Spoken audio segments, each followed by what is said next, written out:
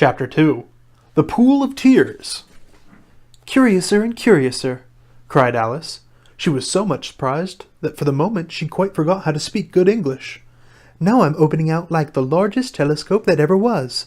Goodbye, feet!" For when she looked down at her feet, they seemed to be almost out of sight. They were getting so far off. "Oh, my poor little feet. I wonder who will put on your shoes and stockings for you now, dears. I'm sure I shan't be able. I shall be a great deal too far off to trouble myself about you. You must manage the best way you can. But I must be kind to them," thought Alice. "Or perhaps they won't walk the way I want to go. Let me see. I'll give them a new pair of boots every Christmas." And she went on planning to herself how she would manage it. "They must go by the carrier," she thought. "And how funny it'll seem, sending presents to one's own feet, and how odd the directions will look. Alice's right foot, Esquire, hearthrug, near the fender, with Alice's love. Oh dear, what nonsense I'm talking!" Just at this moment her head struck against the roof of the hall. In fact, she was now rather more than 9 feet high, and she at once took up the little golden key and hurried off to the garden door. Poor Alice! It was as much as she could do lying down on one side, to look through into the garden with one eye. But to get through was more hopeless than ever. She sat down and began to cry again. "You ought to be ashamed of yourself," said Alice. "A great girl like you." She might well say this. "To go on crying this way. Stop this moment, I tell you." But she went on all the same, shedding gallons of tears, until there was a large pool all around her, about 4 inches deep and reaching half down the hall. After a time she heard a little pattering of feet in the distance, and she hastily dried her eyes to see what was coming. It was the White Rabbit, returning, splendidly dressed with a pair of white kid gloves in one hand and a large fan in the other. He came trotting along in a great hurry, muttering to himself as he came, "Oh, the Duchess! Oh, the Duchess! Oh, won't she be savage if I've kept her waiting?" Alice felt so desperate that she was ready to ask help of anyone, so when the rabbit came near her, she began in a low, timid voice, "If you please, sir."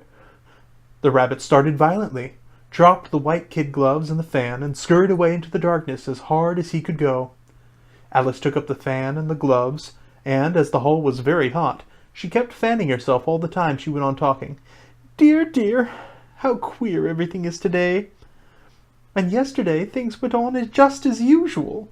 I wonder if I've been changed in the night. Let me think. Was I the same when I got up this morning?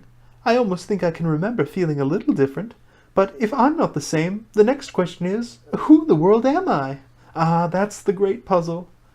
And she began thinking over all the children she knew, that were of the same age as herself, to see if she could have been changed for any of them.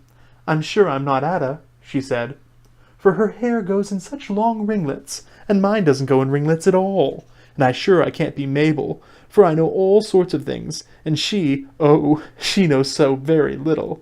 Besides, she, and I'm I. Oh dear, how puzzling it all is. Let's try if I know all the things I used to know. Let me see. 4 times 5 is 12, and 4 times 6 is 13, and 4 times 7 is... Oh dear, I shall never get to 20 at this rate. However, the multiplication table doesn't signify. Let's try geography.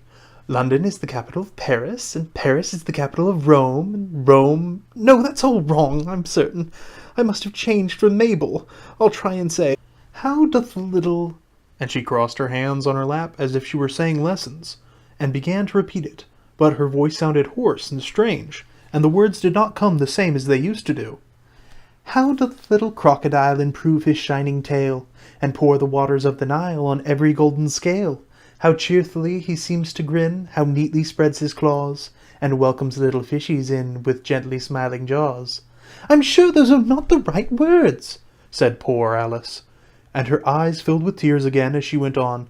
I must be Mabel after all, and I shall have to go and live in that poky little house, and have next to no toys to play with, and ever so many lessons to learn. No, I've made up my mind about it. If I'm Mabel, I'll stay down here. It'll be no use their putting their heads down and saying, Come up again, dear. I shall only look up and say, Who am I then? Tell me that first, and then, if I like being that person, I'll come up. If not, I'll stay down here till I'm somebody else. But, oh dear, cried Alice, with a sudden burst of tears, I do wish they would put their heads down. I'm so very tired of being all alone here." As she said this, she looked down at her hands and was surprised to see that she had put on one of the rabbit's little white kid gloves while she was talking.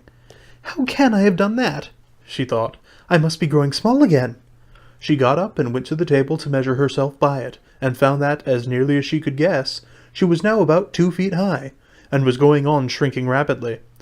She soon found out that the cause of this was the fan she was holding, and she dropped it hastily, just in time to save herself from shrinking away altogether. "That was a narrow escape," said Alice, a good deal frightened at the sudden change, but very glad to find herself still in existence. "And now for the garden." And she ran with all speed back to the little door, but alas, the little door was shut again, and the little golden key was lying on the glass table as before. "And things are worse than ever," thought the poor child, "for I never was so small as this before, never, and I declare it's too bad, that it is." As she said those words her foot slipped, and, in another moment, splash! She was up to her chin in salt water. Her first idea was that she had somehow fallen into the sea. "And in that case, I can go back by railway," she said to herself. Alice had been to the seaside once in her life, and had come to the general conclusion that wherever you go to on the English coast, you find a number of bathing machines in the sea, some children digging in the sand with wooden spades, then a row of lodging houses, and behind them a railway station. However, she soon made out that she was in the pool of tears which she had wept when she was 9 feet high. "I wish I hadn't cried so much," said Alice, as she swam about, trying to find her way out. "I shall be punished for it now, I suppose, by being drowned in my own tears. That will be a queer thing, to be sure. However, everything is queer today." Just then she heard something splashing about in the pool, a little way off, and she swam nearer to make out what it was. At first she thought it must be a walrus or a hippopotamus, but then she remembered how small she was now, and she soon made out that it was only a mouse that had slipped in like herself.